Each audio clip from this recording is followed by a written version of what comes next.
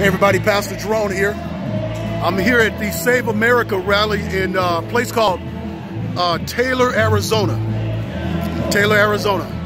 You can hear the music in the background. I want to discuss, have a young man, his name is Adam Coleman. He's the author of this book. Okay?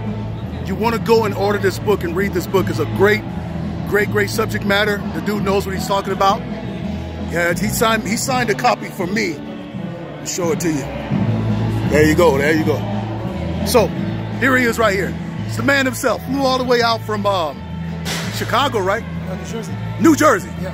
Came Came all the way from New Jersey, got in early this morning, and it was a 3-hour drive for me. How long was it for you? About 3 hours from About 3 hours, right? Yeah. So, we were talking, okay? We was talking about Martin Luther King, Malcolm X and all that. I asked you this question. I said to you, I said, why can't we get black people to see, to understand, to wake up and support, you know, the Republican Party and all that kind of stuff? And what was your answer to me? It's because we've had leaders since the Civil Rights Movement manipulate us. Like I said before, Jesse Jackson forcing us to be called African Americans to disassociate ourselves with the country that we grew up in, the country that our ancestors provided for. I don't know if y'all can hear that, but he said Jesse Jackson forced us to be called African Americans to disassociate ourselves from this country. Wow. Brother, that was deep. Brother, that no, for real. Say it. No, it's absolutely true. I mean, that is why we have a lot of anti-American sentiment within the black community. Wow. You know, a lot of it comes from this constant rehashing of past trauma, Jim Crow, slavery, as a signifier of saying we're not really part of this country because they treat us differently.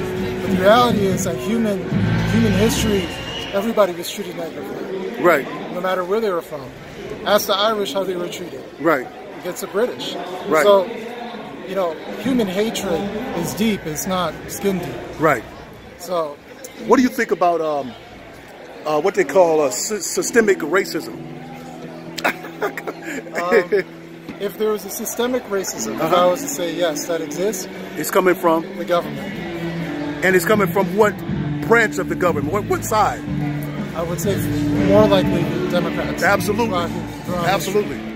But in general, you know, like how we talk about Jim Crow, it's always laid up as white people treated black people negatively. But if white people just naturally didn't like black people, why'd the government have to get involved? Right, right. So the government elite put rules in place. Why? It was to set up a social order to prevent black people from voting. That's why the KKK was formed. Wow.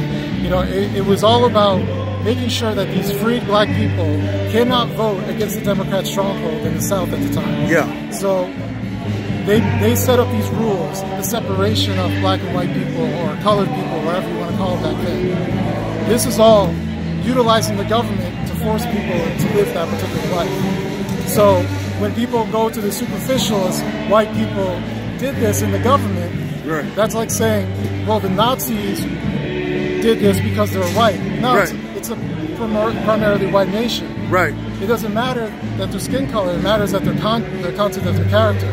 Yeah. They're evil. They use their power of position to do negative things. Wow. Hey man, so how can they find you? What's your website? You can go to wrongspeak.net. There it is right there. That's the shirt. Wrong Speak. What does that mean? That means that all the stuff I'm saying right now is not politically correct. Wow. And, yeah, you're right. I'm speaking wrong. All right, man. Thank you, man. It's a pleasure meeting you, brother. And wrongspeak.com. Wrongspeak.net. Wrongspeak.net. Thank you, man. Thank you.